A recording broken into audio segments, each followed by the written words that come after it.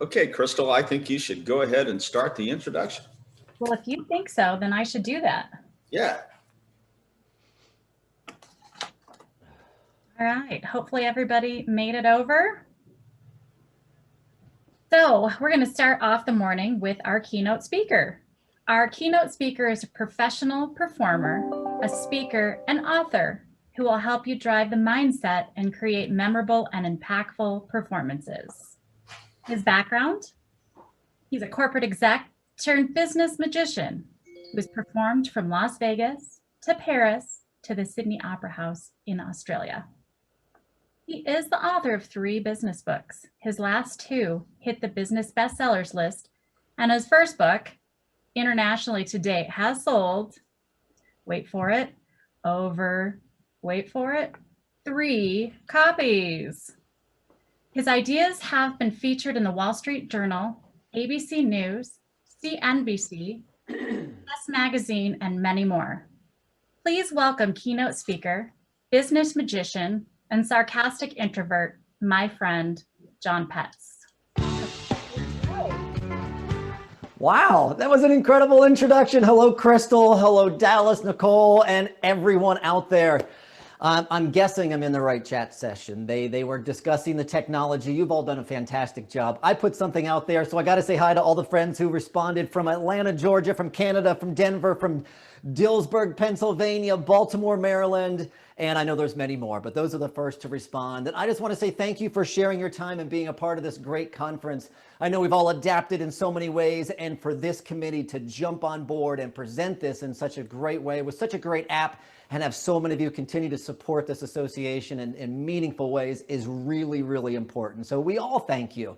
And we're going to talk about some of those meaningful and important moments. Because in reality, this is about the simple moments in our life and in our business that people talk about and people remember about our business.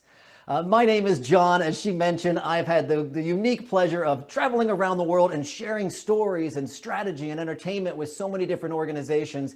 And now I actually posted one of the pictures of the behind the scenes, because I'm trying to win this contest and keep up with everybody, of what it looks like from my home studio and how I have to perform and present now. But I'm having a fun time, and I look forward to sharing some laughs and some true moments with you. And when I say moments, I talk about the moments that we remember on our life, those moments that maybe change or influence our path. And they could even be moments that we never realized were an important moment when they were happening. But today we think back and like, what if something would have happened differently? What if that person I met, that hand I shook, that phone call I made would have gone a little bit differently? What could have transpired? And when we think back, we also think of the magical moments and meaningful moments of a marriage, a birth of a child, the first time we met someone. Maybe it's your grandfather laughing with that belly laugh around the campfire when you were out camping on a special occasion. Those moments that truly stick in our memory. And I think this morning, no matter if you're on the West Coast or on the East Coast, West Coast, we appreciate you getting up early. I think this is a moment that we're going to remember today. And I think we were supposed to be here in this setting, on this day, at this very moment. And I think I can prove it. And I'll show you what I mean. I met a couple people earlier on, and that was Pete, Shad, and Crystal, who was on just a moment ago. So I'm going to ask Pete, Shad, and Crystal if you would highlight your camera again so you could come back to the screen and join me for something really, really brief and quick and fun. So I see, Nicole, I got to move some cameras. I got a bunch of different screens of people here. This is excellent. So Shaddy is still there. I see there's Shadow. There's Pete jumped in. Pete, hi. Nice to see you, sir. Pete hung up on us. It's okay. How you doing? Pete, I'm doing well. Where are you calling from, Pete? Louisville, Kentucky. You're from Louisville. And Shad, did I get Shad back online? Shad's coming in there. Shad, how are you, my friend? Yep, you got to look up. There you are, man. I'm here. I'm right here. I'm looking. We're here. Yeah. Shad, can you hear me? If not, we'll move on. Okay, I can't hear you, so I'm going to have to go with fingers. I'm going to show you something down on a separate camera so you can see everything that I see we're going to do a little calculation, if that's all right. So, Pete, why don't we start with yourself, if that's all right. Pete, how many people do you think There you go, Shad. Just to mute one of your microphones for a second. Pete, how many people are on the app all the way around? How many people do you think are with us today? That's your cue, Pete. That was the big number. I think there was a couple hundred, 200. So 200 even, or do you want a more specific number? What number? 200? 200 even, Pete? Yeah, that's fine. 200 even. All right, we're going to multiply. Shad, how many installs? Let's see. How many radon mitigation installs do you think most people do on an annual basis? Shad, what do you think? Shad, I can't hear you again, so type something in if we need to. Me too. What did he say? I think he said, 523. 523. Thank you. So, Crystal, you're still, I can hear you just fine. Crystal, how many years have you been in the fan business? Oh boy, I think we're up to 6 now. To 6 times 6. We'll do one more. Let me do, if I look at that, I got to get a random. Let me go with about this, and equals. Perfect. So that's what I end up with. Crystal, since you've got a good audio there, could you read out that number for me? Well, I'd love to, except for I got to put my glasses on. Let's see what I put your glasses on. We should be right there. Looks like, oh, it's a billion. Wow. 1109. 1109. Yep. 201. I'm about to do 2 lines here. 201. Yep. 006. 006. All right. We took random numbers with some random people, and thank you for the folks that helped make that happen. We put them together, and it looks like we got 1,109,201,006. Here's why I think we were supposed to be together. If we look at this a little bit closer, watch. I don't see this as 1.1 billion. I see this as, let's take those first 2 numbers. I see that as November 9th, 2020. And I know some of you are on the East Coast. East Coasters, pull out your phone right now. Pull it out right now. And look at that time. When we started this, it was exactly 10:06 in the morning. If this is your moment, give yourselves a round of applause and say, yeah. That is today. That is this month, this moment, an exact time that we were supposed to be here together. And we got a little bit of echo, which is awesome. Now I'll move this out of the way. Now let me explain something, because I know there's questions. As a professional performer and magician, there's 2 things I get every single day of my life. And the first question I get is, number 1, what do you think? How would you do it? That's what I get. Immediately after that, I get the people, and they come right up to your face and they say, do it again. And how great would it be if people said that about what you did in a positive way?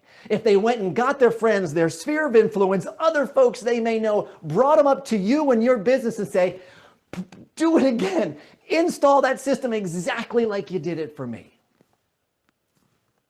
And how can we actually get that to happen? You know, I was doing a little bit of homework and from Angie's List and Home Advisors and Google and Yelp reviews, and people don't talk about average moments when they do a review. They don't. In our consumer review driven world, meeting an expectation is almost like doing nothing at all in terms of building consumer advocates for your business. Yes, it was done on site. Yes, the numbers went down. Yes, you proved it. But what was that meaningful moment where someone left, or you left their home or their property, and they were thinking, do it again? That's how we can create a little bit of significance in our industry. Significance in your brand. Sometimes I even call that hashtag worthy. How will people be snapping, posting, Facebooking, Yelping, Googling review about you and the service you offered up for them? Now, it doesn't have to be some magical trick or anything of that nature, but it has to be a moment that people talk about.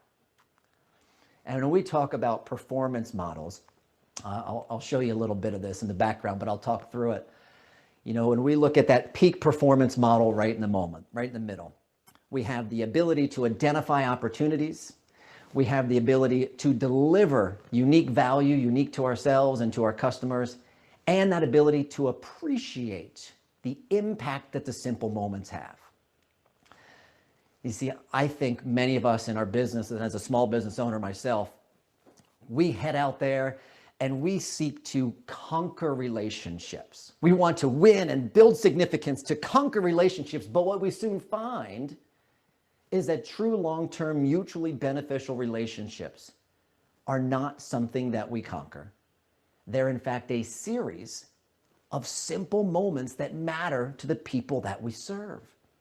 And we think, I want to be the brand name. I want to be significant in my industry, but you cannot achieve significance. Significance is gifted to you by the people that you serve. So how can we identify those moments? How can we deliver them? And how can we truly appreciate them? So let's have a little bit of fun with this. Alvin Toffler was a gentleman, you probably don't know his name. He was the editor of Forbes magazine for a while, digital futurist. And when we talk about identifying unique opportunities, sometimes we have to unlearn maybe things we've done in the past. Now, I'm not talking about unlearning regulations that I know you're working with, unlearning equipment features, but maybe unlearning certain habits of how we've approached our business exactly the same way for so long, potentially. They used to say, literacy, that was the ability to read and write, but literacy today is not only the ability to read and write, it's our ability to learn, unlearn, and relearn on an absolute consistent basis, especially as things adapt today. You remember back when great customer service was all that high tech and high touch? Great customer service today is, I won't talk to you, I won't look at you, you don't even have to come into the store, we'll bring it all to you. It's completely changed recently. But let's give you a little test and a little model. And I'm going to give you a little graphic here that you can see up close and personal. Let's look at it this way. When you learned the days of the week, just answer to yourself, how old were you when you learned the days of the week? 3, 4, 5, late bloomer, maybe like Tim from Denver, a little late bloomer. No, you don't remember really. Who has kids? Raise your hands. I can see you. Come on. I just freaked some of you out. I can see some of you. Now, if you have kids, you probably by age 2, 3, 4, you're learning to say the days of the week. The point is you've always done it one way. So right now, here's what I want you to do. A piece of paper and a pen, pencil, whatever you got, something in front of you. I want you to put the days of the week in a different order, and I'm going to give you 10 seconds to do it. Truly, pen and paper right now. I'm going to give you 10 seconds to do this. I'm going to add a little bit of stress. I'm going to tell you what I'm going to do. I'm going to count down from 10 to 0 to add a little bit of drama. Are you ready? I want you to put the days of the week in alphabetical order. Ready, set, and go. That's 10, 9, 8, 7, 6, 5, 4, 3, 2, 1. Type it in chat right now. What's first? If we do it first, I'll even help you out. The first one's easy. What is it? What is it? We got Friday, right? What's after Friday? Then we're going to Monday. Some of you, not Saturday, someone already at the S. What's after Monday? Quick. What is it? Then we go to Saturday. After Saturday, then there's the host of the rest of them. Here's what I want you to do right now. I want you to think of any color. Got a color in your mind? Quick color. Now I want you to think of any tool. Any tool. Got it? Just for kicks. Write what tool, write what color, write it in the chat for me. Let's see what you got. Write it in. Fascinating study out of New York. And actually, I'm extremely curious with this crowd because you work with tools. I really wanted to see how this one worked out. I know someone's on a purple staple gun. However, how many of you ended up right there? It's kind of wild, isn't it? Beautiful New York University study about how this works. Neurologically, how it works because of how we have a fixed way of thinking, how we do things. What I made you do is I made your brain work. I tasked you. I said, come up with a new way of putting the days of the week together. And you started tasking on it. And then I asked you really quick a very basic question, a question that you probably get very common in your business. And instantly your brain went to the common answer of, and for most people, you open up that filing cabinet, you think of any color. 81% of the time, you know what most people think of? As an English first language, they think of red. And then I said, think of any tool, literally any tool, any. And I am curious because I know a lot of you work with tools and I want to see, I'm going to go back down the chat here. Green, red hammer, hammer red, hammer drill, a microanometer. Okay, that's a good one. I don't know what color, but awesome. Green wrench. I was really curious as how this would work out. So English as a first language, non-construction, but 81% red hammer because the way that we function in that manner. So how can we look to identify ways and react a little different? How can we plan creative opportunities, be innovative in our approach, and not always do what we've always done? That's nothing new. You've heard that before. But let's try to apply it. I want to apply it to an industry completely different from your own, but a consumer safety-driven industry, right? So we're going to go flying. Has anyone been flying lately? I have been a couple different places, probably 5 different trips. I've still done a live event in the past 2.5 months. And actually, I go to Louisiana tomorrow. I'm flying tomorrow. But in my former years, prior to March, I would probably fly 150 times a year. And that may be a little to some, and that may be a lot to some. It's not to, no ego, but it's to establish my credibility as a frequent flyer. So I always like to ask one in a live to raise your hand in this case, but if there's anyone who has never flown commercially, that has never flown one of the major air carriers, here's what I tell them. I said, if you put on a blindfold and you flew one of the major air carriers, I don't think you could tell me the airline you're flying. I mean, they have the same thing, right? They want to get you to your end location and they want to get you there safe. You want to install equipment and you want the radon levels to go down so people can survive and be safe, right? That was my correlation, but that's the similarities, right? We have these models. So how can we do it different? How can someone talk about us? So with all the different flights that are going on there, enter a guy by the name of Captain Denny. I was in Tampa, Florida, and I was with my family, actually. It was an event, but it was a summertime, so I took the family to the beach. We're flying to Washington, D.C., and then back to Columbus, where I'm from. And we go through TSA, you know the drill. We're sitting in the gate area, hanging out. One of the people comes up to the little podium and says, "Good afternoon, ladies and gentlemen. We'll be boarding in 10 minutes. Please have your boarding pass ready." You know what they all say, the same spiel. No one's really paying any attention. And then out of the jetway, you know, the little ramp that goes down to the plane, out comes 4 people. And they're all dressed in the uniform of that airline. 2 of them have the hat, like they're all decked out. It was just kind of we noticed, we didn't think much of it. But it was a gentleman, one with a hat. He walks up to this podium and it was the weirdest looking thing. Like he kind of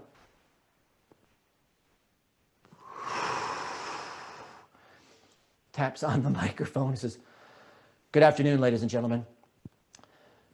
My name is Captain Denny Flanagan. I'll be flying you to Washington, D.C. And I thought you all should know that this is my second flight." Now, I wasn't really paying attention before, but now I was engaged. You know what prairie dogging is? That's a Colorado thing. You got like 150 people sitting around and all of a sudden everyone's like, what did he just say? And it was like this beautiful, very awkward moment where he let it pause and he's like, "My second flight. Today, I just flew in from Washington, D.C. There were some bad clouds. Don't worry, I'll fly you around those clouds. I'll get you there safe and I'll get you there on time." He then introduces the co-pilot, introduces the flight attendants, and asks if we have any questions because he'd be happy to answer them for us. This is before we're like beating up people on airlines. Remember that a couple of years ago? I just thought it was that disruptor moment where you've done something so many times. It was like the brain stopped and froze like, wow, that's different. That was cool. I like it. It was just a little break up to the monotony of something. And I didn't ask any questions, but other people did. And I thought it was a neat moment. We're getting on the airplane. And who's always the first person who greets you when you get on the airplane? Who is it? Steward, flight attendant, right? Well, outside of the airplane door is this captain. And when we're getting on the plane, he's shaking people's hands and he gives us each like a postcard. And it's a postcard of the Boeing 757. And he hands it and I'm looking at it. On the back, it's like how far it flies, how many people. It's like the stats of the Boeing 757. And it was one of those things where it got the best of me. And I asked, like, wait, what's your name? He's like, Captain Denny. I'm like, I asked him straight up. I'm like, you're getting reviewed on this flight, aren't you? He looked back. He's like, no, I just like to do it different. And that simplicity of his answer I thought was perfect. And I just said, well, thank you. I told him, I said, I've flown every airline, vowing not to fly each one again at some point in my career, right? Just thank you for making this one different. We get on the plane, because now there's like 20 people behind me, like, please get on the plane. My kids get in, we're all in there. We're in midair, mid-flight. I have to back up for a second. So the other interesting component of this, I'm talking with him more than just 10 seconds. And I asked him if I could share this story. Like, hey, this is a neat thing. Can I tell other people you do it? Can I tweet it out is what I actually said. He's like, oh yeah. And he's like, give me your card and I'll retweet it. So I give him my card. And now it's like, we're friends, you get it. So we move on. I tweet the thing out. We're in midair. And I get one of those overhead calls. It's like, ding. If there's a Mr. Petz on the airplane, would you kindly ring your flight attendant button? And all my girls are like, Dad, we told you not to talk to people. That's what they always tell me. And I didn't know what to do. I hit the button, of course, and a flight attendant comes up and she hands me a card. And it was the captain's business card. Like we traded cards. I'm like, oh, that's a really friendly thing to do. And she's like, no, I want you to turn the card over. And I turn the card over and I've got a handwritten note from the captain. Don't worry, I'll show it to you up close. And the note says, to the Petz family, you're a valued customer and your business is greatly appreciated. Please let me know how we can exceed your expectations. And I'm like, looking at this thing, I'm like, what? I'm like, that is so cool. Then I had that realization of, wait a second, I just got a handwritten note from the guy who's supposed to be flying. I'm sure he had his knee on the stick doing one of those, right? I'm like, seriously, this is to me. And the plane lands, all right? Where do you think the captain is when we land? Seriously, yell it out. Where do you think he is? He's not in the cockpit. No, he's out. He's shaking hands. He's giving little plastic wings to the kids when they go by. And at this point, it got the best of me. I literally stand in the aisle, tell my family I'll meet him in the gate area because I had to ask him why. Why do you do it? Everyone left, and I did. And we talked for 15 minutes. I ended up walking off the plane with him. And we talked about that I fly 150 times a year, and it's always the same. And it doesn't matter the airline. Why can't he have a little bit different brand in his own aircraft? About the simple things that people do talk about and remember. And you may have had a similar type of experience, but he went further and he explained like what happens when there's a child that flies without a parent. It's called unaccompanied minor. He says when he has it, he'll sit next to the child before takeoff, call the parent on the other end. Can you imagine getting that phone call? He's like, no, Mrs. Petz, this is Captain Denny. I want you to know that I'll be flying Jonathan to Tampa, and I'm going to get him there safe and sound. He explained when there's larger animals or pets that fly cargo underneath the plane, he goes and he'll take a picture of Sparky underneath, bring it up to 18C and say, I just want you to know that they're okay. Those simple moments that matter to the people that you serve. Those moments that we overlook so many times. I know we're busy. I know we're focused. But this is that lost art of human connection and engagement that we need so bad right now. There's a great article probably a week ago in Harvard Business Review, if anyone reads that. It was based on a study of how we're feeling today, our emotions as consumers. They studied 70,000 people in March, and the top emotions were fear, uncertainty, and anxiety. Fast forward in seven and a half months, 45% of the people, one of their top 3 emotions was anger.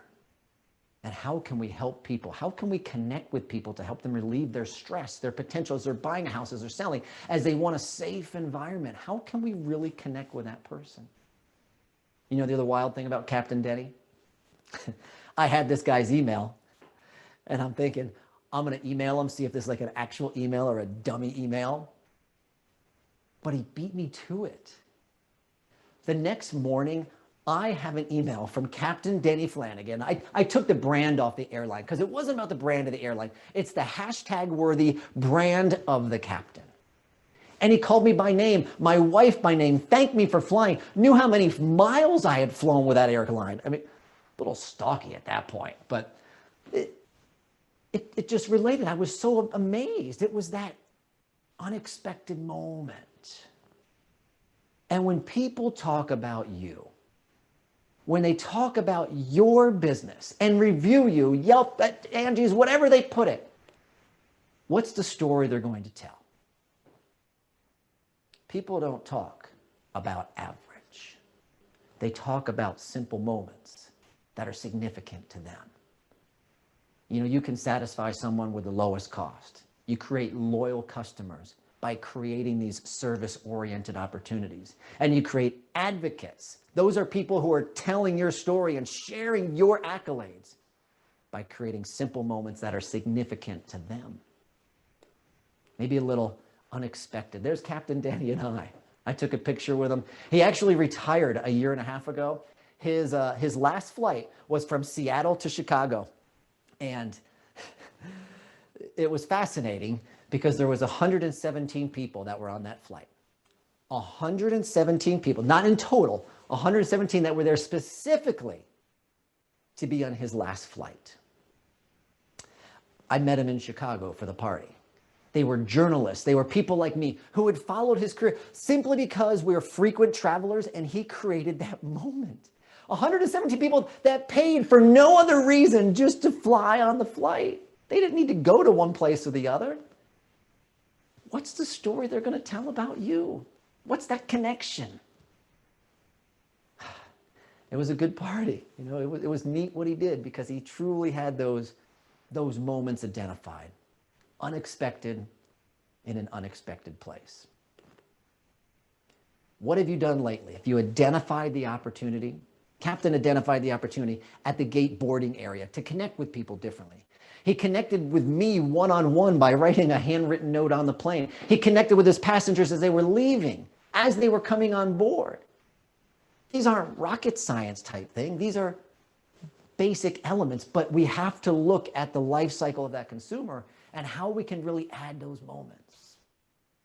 It doesn't have to be a magic trick. I would do those all the time. And my background, professional background was sales, technology and marketing.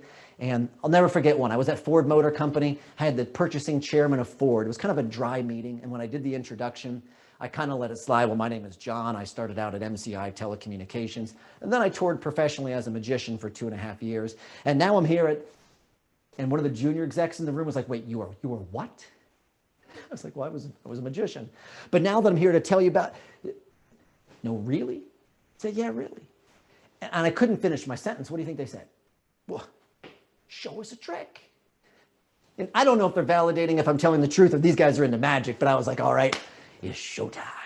I just wanted to have that moment they remembered. I didn't have a deck of cards or coins, but I'll give you one quick one. Here's that you can learn. Ready? I gave him the old cheesy thumb trick. Remember that you learned as a kid? Yeah. You know how impressed they were? Not at all. Not at all. And then I gave him one of these. I gave him the pull it off, put it back on. And they were kind of mad at that point. I'm like, oh, they weren't really mad. But I'm like, let me show you professional grade thumb magic. I had them do it. So you do this with me so you can show your family, your friends, your coworkers, whoever you want at the end of the day. So it works like this. I said, all right, we'll try the real stuff. Put your hands straight out. Yep, thumbs are up. And now we're going to turn our hands out like that. It doesn't matter which hand, but one is going to go over top of the other, and then we're going to grab. Everyone hold there. I'm going to do it one more time for those folks who didn't get it. Hands out, palms, cross over, grab. Okay, thumbs go straight down, so your tips of your thumbs are together. I can see some of the cameras. Oop, like they got it perfect. Yep, hold them up so they can see them. Hold them up. Here's the hard part. Slowly take the thumbs, and you'll turn them straight up, just like that. Straight up. Straight up. Did you get it? what do you think happened in the silly meeting room, man? They like erupted or like, do it again. And never would I say it's because I did a silly little thumb trick, but they remembered us. We ended up getting the business. It was just that way to create a connection. What is yours? What's the follow-up?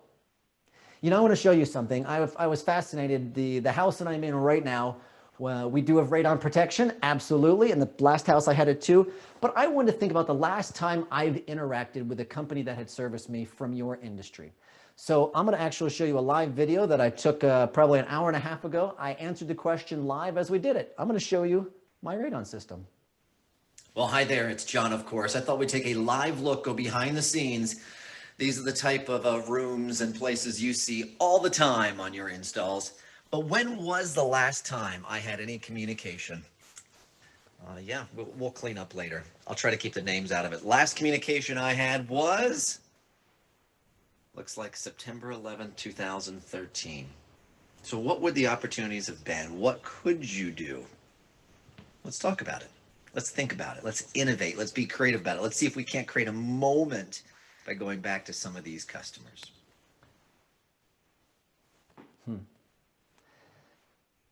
So what do you think? What are those ways? Captain Denny followed up by email to me. What's the way you stay in touch? I mean, how do you stay in front of folks? People who are moving, most likely, especially depending on your state. I know we're doing new things with wells and the new technology and the new ways of testing. Just learning and understanding all you do is really fascinating for me. It's incredible. What do you do for ongoing maintenance? I don't know how long my fan's gonna last. Don't call me now. I'm actually listing the house in 2 weeks, but I'm gonna need a new one where I'm going, okay? I don't know who to call because no one's followed up with me. And now I told you where I live, so if I get 16 emails, that's okay. I appreciate it. But what are those moments when you deliver the unique moment after you've identified it?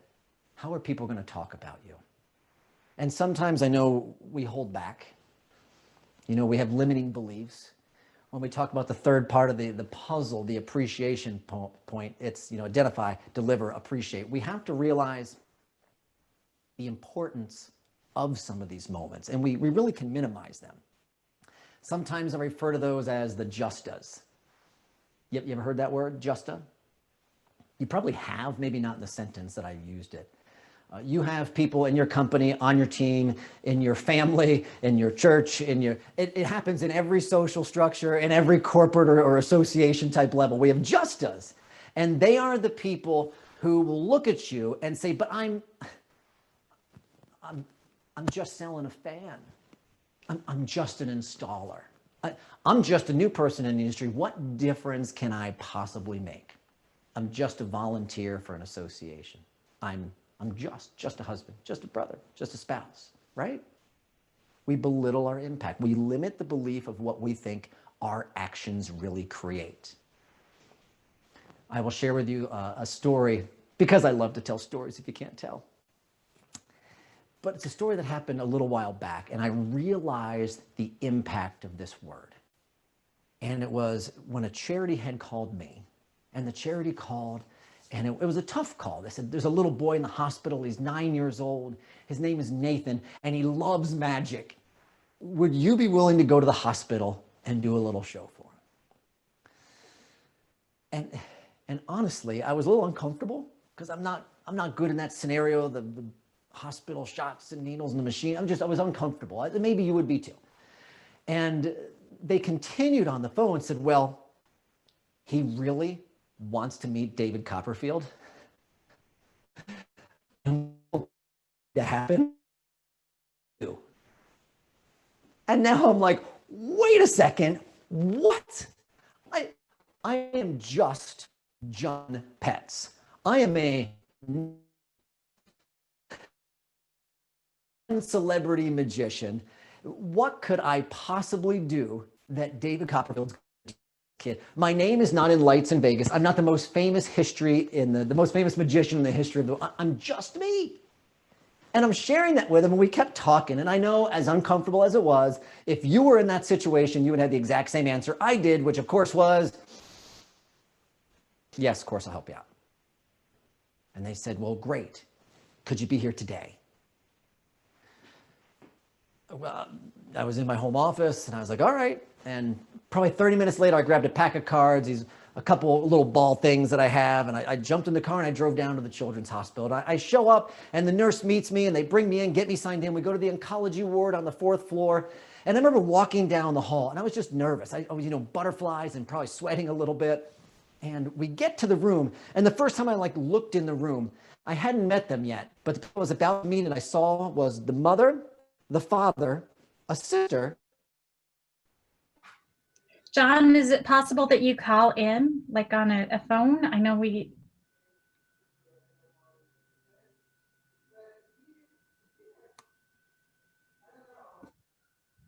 lost him. He'll be back on in a minute. Until then, I just want to say, I know that usually we're, together in these times in person, meeting each other, having a good time, spending time with folks that we really care about in this industry.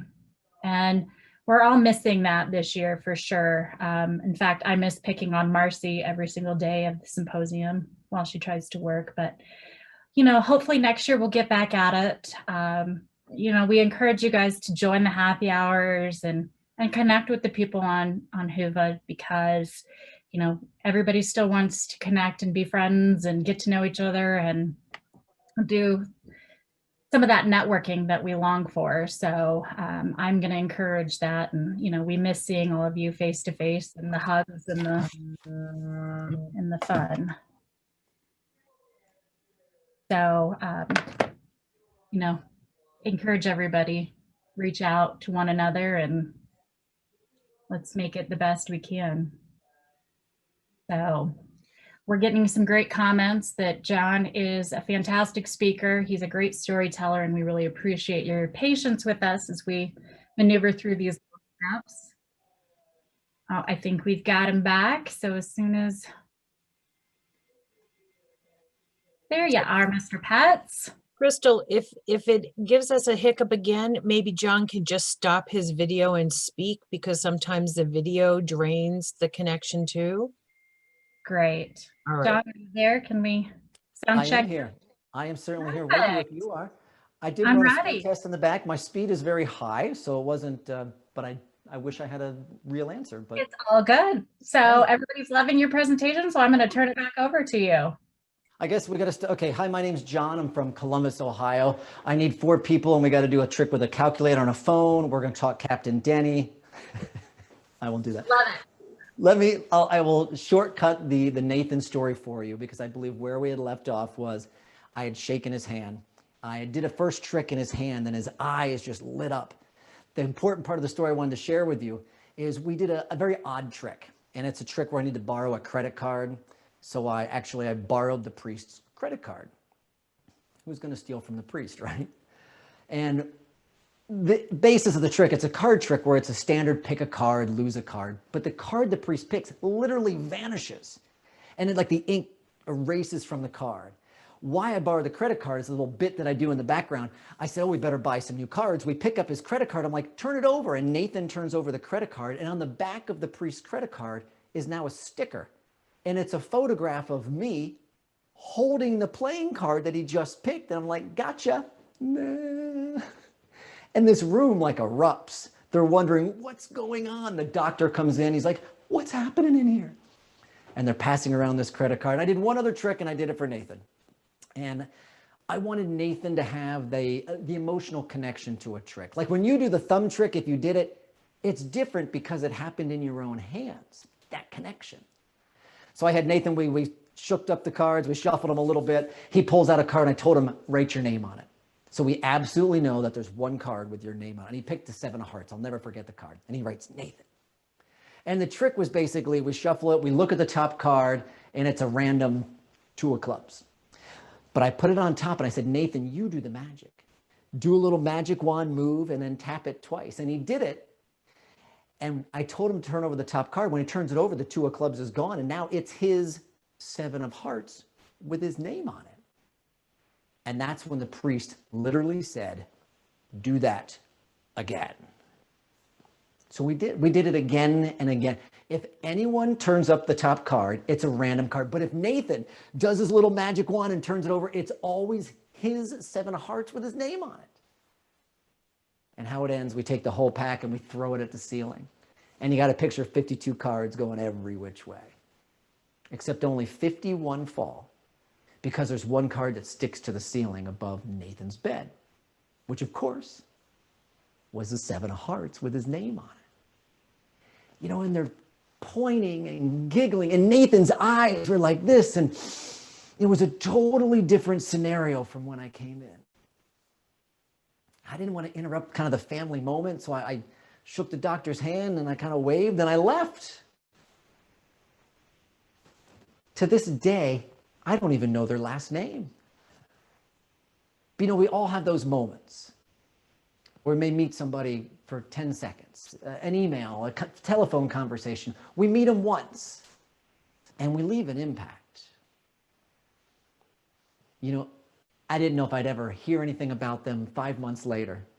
Actually, I was at a service with my wife, and there was that priest. I had to go up. I'm like, I don't know if you remember who I am. My name's John, little boy Nathan. And he's looking at me with this odd look. But then he finally understood, I think. He'd get me by both shoulders. So I'm doing one of these. I'm like, I was a guy that did the magic. And he didn't say anything. But he reaches and he pulls out his wallet. And he pulls out his credit card. He flips it over, and there it is, the sticker. It's a picture of me. He's like, I know exactly who you are. You have no idea the amount of people I've told about the 7 of hearts. I've shared it in a wedding, in a funeral. I've shared it with a congregation. I've shared it in a homily. I've shared it with a family in the hospital who was about to lose a family member. And he says that he shares it. And that every one of us has a unique gift. But are we willing to do what it takes to share that gift with other people? He did share the harder part. He shared that Nathan passed. He passed 8 hours after I was there. That's why when they called, they needed me today. And he told me that the family took the 7 of hearts from the ceiling and they put that in Nathan's casket.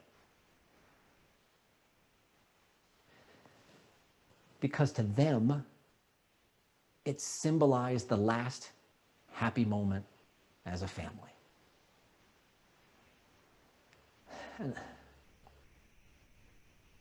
I'm there, and in my mind, it was still, but it was just a card trick. It was just a 7 of hearts. I'm not David Copperfield. It was just, what could I possibly do? But we all have those moments. We have these moments where we feel we're just, and the bigger question is, what is your 7 of hearts?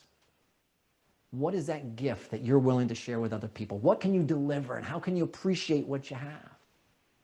Even think back, what's the real purpose of what I do? You know, I think who asked who has kids? I mean, there's my girls, there's my purpose, right? Tough. Sometimes when I travel, that's my wife, angry when I'm leaving her home with 3 kids. That's what happens. But we have to remind ourselves sometimes, what can we really do? And as we wrap up our time together, I'll give you one other quick shot of something that I want you to see, really the return on investment. If we look for opportunities that we can identify to do something uniquely different, deliver them to people in a way that serves their needs, and appreciate the impact that these simple moments of significance have. Because we mentioned, we don't conquer relationship. We build simple moments for the people that we serve, and that's how they share our story. And when we do that right, here, I'll give you up close and personal. How many do we have? Count them out for me. We should have the 1, the 2, the 3, the 4, and the 5. It's only $5. But if you guys get engaged and participate in this event, the conference overall, it's amazing what we can accomplish by taking something basic and creating extraordinary results from it. I want you to watch the back and the front at the same time so we can see it all happen. If you get it just right, you can actually see the return right in front of your eyes. Not just the 1, that would be the 1, the 2, the 3, the 4, and the 5. I certainly hope That video didn't click because that is not a camera trick. That is the real deal right there. Do it with your money. That's what I hear someone already saying. Do it with yours. Well, here's what I want you to do as we depart. One, I want you to think about what we can do differently. When can you plan some creative time to ask yourself, why do I do something a particular way? If I've been doing it every year this way, what can we do differently? How can we then deliver it with some value in our unique way? It's not a magical trick, it has to be, but something that's authentic. Today, simple moments are perspective, kindness, patience, empathy. Look at where people are. And then appreciate the impact. Don't ever fall for anyone on your team or yourself for being just anything. Because now it is your turn. It's your lights are on. Your curtains are open. And baby, it's showtime. That's up to you. I want to thank you, Dallas. Thank you, Nicole. Thank you, Crystal. Thank you for the entire executive board for letting me share some time with you. I know there might be potentially some Q&A, or maybe we just want to do more tricks and have a laugh and make sure that the video and audio doesn't glitch. But thank you for your patience, and thank you all for letting me share some time with you today. Thank you, John. That was amazing. John, awesome. Amazing, John. Yeah, I'm not crying. You're crying after that Oh. story. Thanks for that. Thanks for that. You're Did we welcome. have any questions and answers? Yeah, question and answers for John. Did we can't Dallas, Amy? is there anything in our Q&A queue? I didn't leave too many hooks there for questions. You know, it's a story. It's fun. Or It's- share comments? If I say if it's do the $500 with your $1 bills, I get that question quite a bit if I'm doing that on camera, especially. But I'd like you to do that for me when I see you. yeah, we can teach everybody one. No, just make that happen for me, guys. So we And have also- we have an amen from Jackie. We have an excellent Oh. presentation from Adam. Brooks says thank you. I'm not going to say what Jay said. He's trying to break your magic tricks, John. Oh, okay. Great. Todd, thank you. Here, I'll share one. Showtime. This is Jane. There were no questions in the queue on Huva. I'll share one thing with folks. This is I pass 7 of Hearts out as I travel to people all over, and you can kind of track them around the world where they go. My publisher wanted me to do a book. I didn't think that story is something that someone should really profit from, but I did do a book, and we donate all the money, and it basically funds shows for kids in life-threatened conditions. If you want to share that story with someone, their Amazon be the easiest way to get it. Amazon does make money, but all the other money that we receive does get donated. So, and if you want one of the other books, there's Boring Meetings Suck. There's another fun one for you. If you've ever been trapped in one of those are your tips and tricks of getting out. And John, I included your store link in this morning's email Oh, yeah? announcement about your keynote speak. So that would be, everyone can find John online through that email. Wonderful. I just want to say a heartfelt thank you, John. I know that you did us a favor by speaking to our crew today. You were absolutely amazing. And from the bottom of my heart, I just want to say thank you. You did an amazing job for us. Thank you. Very So, kind. Not Good. sure where we had a little hiccup in the middle, but it's real life. And I appreciate everyone for sticking with us. That's right. Well, thank you, John. I just want to thank you again, applaud you. And I'm sure there's a lot of people shouting you out right now. So Well, whenever I can do to help or anything else, someone does have a question or ideas, I love sharing ideas and just brainstorming for different businesses when I either coach people one-on-one or if I'm doing leadership. It's like, what can we really do to create those unique moments that people will remember? Just email me. I'm very, very easy to reach. Dr. G, I see your question. Thank you for the presentation. How can you do the trick? John, how can we get you? Well, Dr. G, I may have all of his contact info, so I'll hook you up. How'd you do it? Do it again. Get people saying that about you to all their friends. That is fantastic. All right. Well, thank you, John. I think we are going to leave this session, but real quick, I want to do our first sponsor-mercial. We'd like to thank our diamond sponsor, Fantech, whose high efficiency solutions for indoor air quality, health, and comfort Ensure your loved ones breathe clean air from this moment to the next. Say hi to the crew at Fantech in their booth. They're giving away Visa gift cards every day, so enter the raffle. All right, so let's end out of this one. If everybody could go to the next session. So leave this one and go to the next session in your agenda. We'll Oh, get we're